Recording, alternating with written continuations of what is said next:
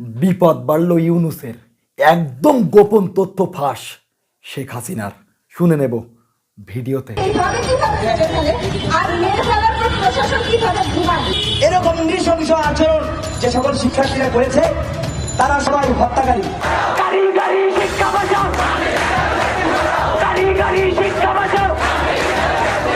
আপনারা যে mob justice যে ঘটনা দেখেছেন, ঢাকা বিশ্ববিদ্যালয়ে যে ঘটনা ঘটেছে, সেটা আমাদের সবাইকে মর্মাহত করেছে। সেটা আমাদেরকে খুবই কষ্ট দিয়েছে। আমরা ইতিমধ্যে ব্যবস্থা নিয়েছি, ইতিমধ্যে 3 জনকে গ্রেফতার করা হয়েছে। এদিকে ক্ষুধারত তোফাজ্জলকে যেভাবে গণপিটুনি দিয়ে মারা হয়েছে, এই সঠিক বিচার না হলে উপদেষ্টাদের তাদের পদ থেকে বহিষ্কারের দাবি জানিয়েছেন ঢাবির শিক্ষার্থীরা ও আইনজীবী জেড.আই খান পান্নার।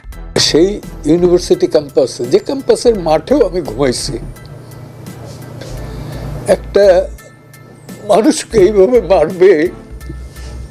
হ্যাঁ দর্শক, আপনি ঠিকই শুনছেন, ভিডিওটি দেখতে থাকুন, থাকছে বিস্তারিত।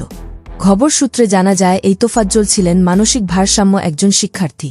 এক শিক্ষার্থী হয়ে উপর এক শিক্ষার্থীকে এভাবে গণপিটুনি দিয়ে নিহত করবে, এটা মানতে রাজি নন বাংলাদেশের আমজনতা। গণমাধ্যম থেকে জানা যায়, তোফাজ্জলকে মারতে মারতে আহত করে খাবার টেবিলে খাবার খেতে দেয়। একটি সময় খাওয়া তার শেষ হলে আবারও মারধর শুরু করে শিক্ষার্থীরা। গণপিটুনি দিতে দিতে একটি সময় ঘটনাস্থলে শেষ নিঃশ্বাস ত্যাগ করেন এই তোফাজ্জল। এদিকে